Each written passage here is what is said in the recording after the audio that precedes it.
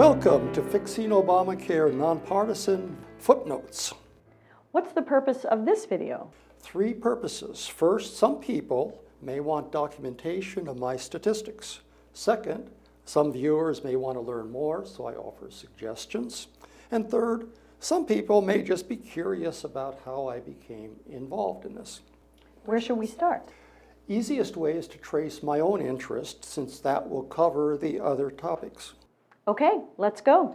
I spent 25 years in the insurance industry, much of it teaching insurance principles.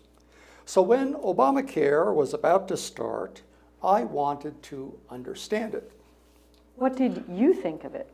Frankly, I couldn't understand it. It was so complicated that even I, with my long experience, couldn't understand it. Very strange. You weren't the only one. What did you do? Well, I knew how to analyze insurance policies. You just start plugging in values. Find premiums for 25 years old, 35, 45, 55, 63. 63? Why not 65? 65 is Medicare. Right. Then I obtained premiums for individuals, for a couple, and for a family with 2 adults and 2 children. Those were easy to obtain. But then there were the deductibles. Very difficult. Why? Because there was no central source of information. The deductibles varied by state. So I tried some zip codes around the country: California, Texas, Midwest, New England, the South. And that's when I was shocked to discover the huge deductibles on bronze policies. you didn't know that? I didn't know that. It turned out that almost no one else knew it either. Or maybe those who knew it had reasons for not sharing it. Meaning? Well, the people who knew the most didn't want to say anything bad about Obamacare, especially after the Republicans adamantly opposed it. Political correctness? I don't know, but a real oddity that the 80% of the population with normal type deductibles on group type policies couldn't seem to understand that the 20% faced huge deductibles.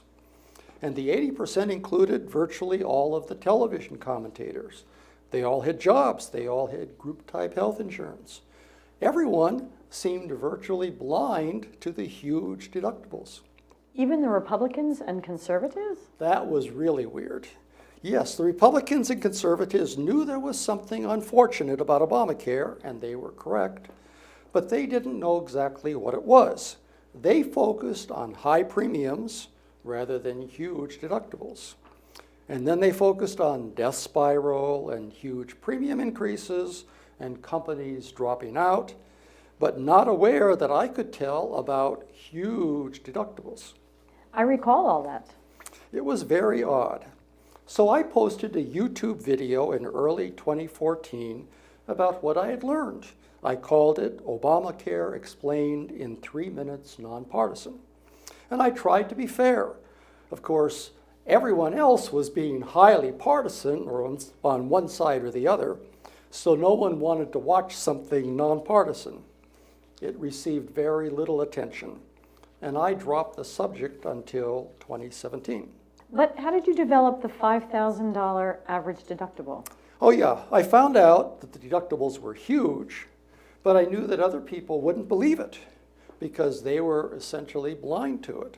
So I decided to go to a large number of random zip codes. And there's a random zip code generator on the internet. It gave me 50 random zip codes. But you used 70 zip codes. Yeah, well, the first 50 had multiple zip codes in populous states like California and Texas. So I decided I needed to have at least 1 zip code in every state. So I generated more random zip codes until I had at least 1 zip code from every state and DC. That was the 70. Why did you use 70, not just 50 zip codes, 1 from each state? That's statistically invalid. You can't pick and choose your data.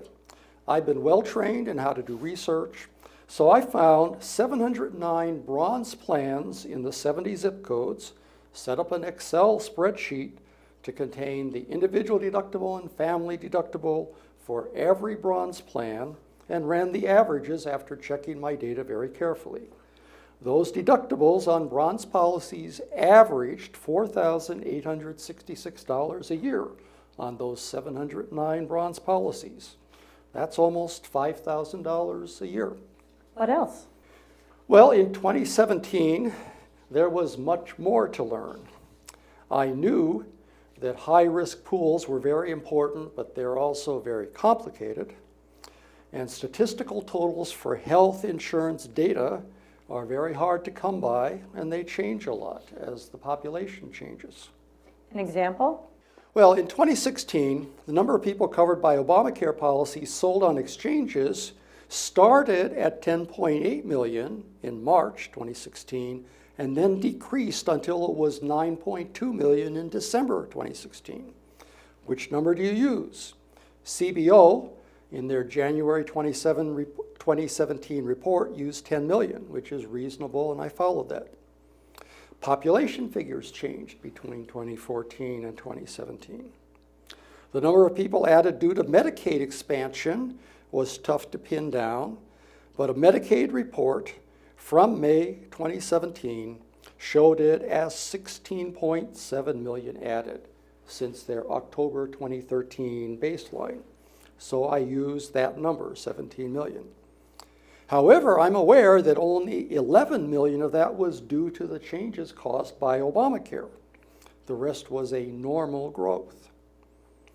Then the number of uninsured in 2017, according to the CBO, was 27 million. But they included undocumented people in that, about 10 million undocumented people. So I lowered the 27 million to 17 million to use the eligible people, because that was the population I was interested in. Lots of things you had to pin down, and different organizations within the government sometimes count things in different ways. You try to get valid numbers. So what got you interested in 2017? I kept expecting Republicans to do something that made sense, but they didn't. Because in my opinion, they didn't understand the insurance principles involved. And I grew more and more frustrated. And finally, I began working on this video. So what would you suggest to people who want to learn more? The best source I found, only at the very end, is a 77-page report called, quote, United States Healthcare System by Axene Health Partners, LLC. Axene, A-X-E-N-E. What's good about it?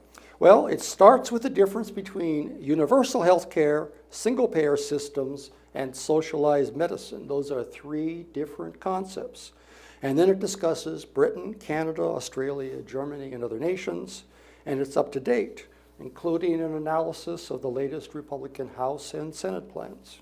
Is it partisan? No, it's totally nonpartisan. It's a consulting outfit that specializes in health insurance consulting. Sounds interesting. Anything else? I intend to start an email discussion group under this title, Fixing Obamacare Nonpartisan. Thank you.